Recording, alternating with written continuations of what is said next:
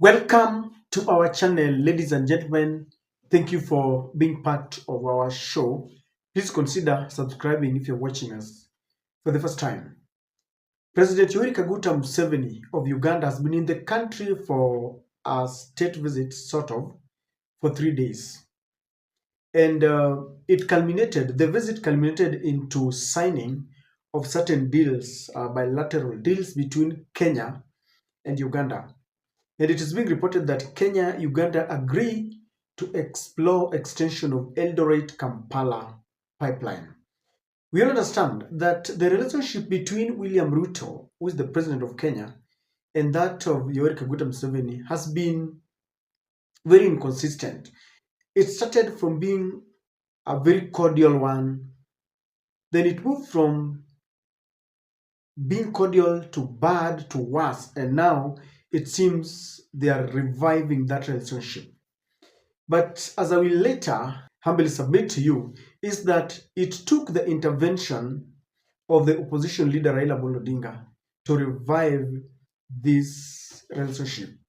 Sometimes back when William Ruto was deputy president, he was very close. He was a very close ally to President Yoweri Kaguta Museveni. At some point, there was an investor that was, I think it was stopped and apprehended at JKA, and he was linked to Ruto, and the UDA brigade, the Kenya Kwanza brigade, accused the government of trying to frustrate investors and friends of William Samoei Ruto. He was en route to Uganda. Some people were saying that William Ruto started being crafty during Uhuru era. They were going to plan on how to take over the government. But after William Ruto ascended to power, their relationship just the relationship moved from a cordial one to a very bad one, because William Ruto and Yoweri Kaguta Museveni revealed why he was not happy with the Kenyan government. It started with the G2G oil deal, where Museveni was complaining that there were a number of middlemen that were becoming a stumbling block, and they were charging exorbitantly for the oil products, petroleum and oil products. And Museveni really complained that William Ruto needed to remove all these middlemen so that they can do clean business. As a result, Kenya refused to allow the Kenya pipeline to be used by Ugandan pipeline to ferry their oil from Mombasa to Kampala. And this angered Yoweri Kaguta Museveni. He also blocked any business, and he started exploring Tanzania, the Tanzania way. It didn't end there. Yoweri Kaguta Museveni took Kenya to the East African Court of Justice, and he was complaining that, Uganda is landlocked. And so I think according to the international laws, Kenya is supposed to allow them to transport their oil. So he took Kenya to to court. He sought legal redress. It didn't end there. There was a time when William Samoei Ruto, while trying to fight Uhuru projects, fighting Uhuru economically, terminated a Brookside contract that is associated with the Uhuru Kenyatta. And this business was booming in Uganda, and it employed very many people. At an economic time where unemployment rate is soaring high, Yoweri did not take it kindly that William Ruto was playing their rival jokes to an extent that he had to stop something that was employing many Ugandans. And this continued even to tarnish their relationship. Then came the idea of William Ruto, a newcomer, a new kid on the block in East African bloc, who was behaving as if he was now the head boy. He was behaving in a manner trying to talk about the dollar and how we should not over depend on dollar. And many African leaders started, labeling William Ruto as the new kid on the block, the new Pan-Africanist. But when Yoweri looked at him, people like Yoweri Kaguta Museveni, the president of Rwanda, they looked at William Ruto and they were like, he was moving ahead of his speed. and they didn't like this because the supremacy battle was taking place. Then came the overindulgence with the Western machination, the Western powers. When Yoweri Kaguta Museveni refused to accept LGBTQ and signed anti-gay law that led the IMF to terminate certain aid to Uganda, William Ruto on his side was embracing LGBTQ, had abandoned all the subsidies as was dictated by the US, had lifted the ban on GMO, and became overburdened, and we became a slave to the IMF. So when Yoweri realized that William Ruto was playing so much into the hands and demands of the US, this further jeopardize their relationship. So it has not been a relationship that has been cordial, and all this. So when you see Yoweri Kaguta Museveni today, it is something that took certain effort. Recently, Yoweri Kaguta Museveni gave William Ruto a lecture. On his speech, when they met together, Yoweri Kaguta Museveni cautioned William Ruto against being a slave to the West. And he actually has been, talking about African union and unity. He's been cautioning African president to be cautious because Yoweri Kaguta Museveni has been in that seat for so long. Now, I want us to read something because the fact that Museveni came to Kenya is something that started when we woke up to certain pictures of Raila, Ruto, and Museveni meeting in one of Museveni's land where they were looking at some very beautiful cattle there. And this is what was reported that revealed why Raila brokered Ruto Museveni meeting in Uganda. Museveni and Ruto were never seeing eye to eye. They were actually rivals. And it is reported that, and this is something that happened, that was how many months ago? This was in February. So it is like 2-3 months ago. It has now emerged that it was the intervention of opposition leader Raila Odinga that led to President William Ruto's trip to Uganda to mend fences with President Yoweri Museveni. President Ruto and his Ugandan counterpart Museveni have had a tense relationship over an oil trade dispute between Kenya and Uganda. Photos of Ruto, Museveni, and Odinga meeting at Museveni's Kisozi farm, country home, stirred public discourse in Kenya. Odinga, who was in Namibia for the funeral of former President Hage Geingob, is said to have flown directly to Uganda while President Ruto flew from Nairobi. This is a story that you already know.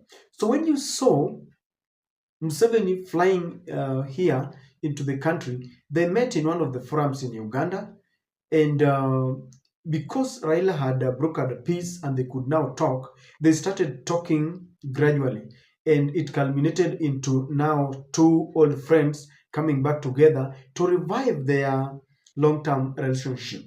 Now, Museveni is also reported to be very bitter with Ruto for mistreating the immediate former president.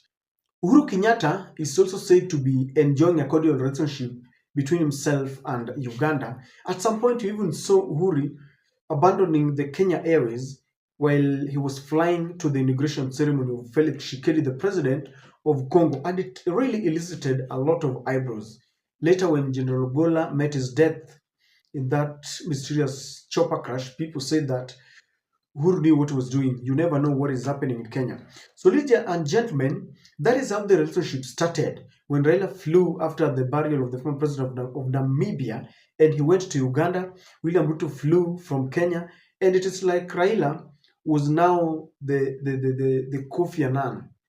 He sat Museveni and Ruto and was asking them, "What is the problem here, young man? What is the problem?" Because Raila is aged just like Museveni. Museveni respects him. They've been in this field for so long, and they talked openly, and they've had several meetings. So it culminated into Museveni coming here. It's reported here that Kenya and Uganda have signed a tripartite agreement following Uganda's state oil farm to import her petroleum products through Kenya. So William Ruto has allowed, they have signed an agreement. Uganda will now be ferrying their petroleum products using the Kenya pipeline. According to William Samoei Ruto, there were 7 MOUs that were signed between Uganda and, and Kenya. Now it is said that Kenya and Uganda, Ruto and Museveni signed 7 MOUs,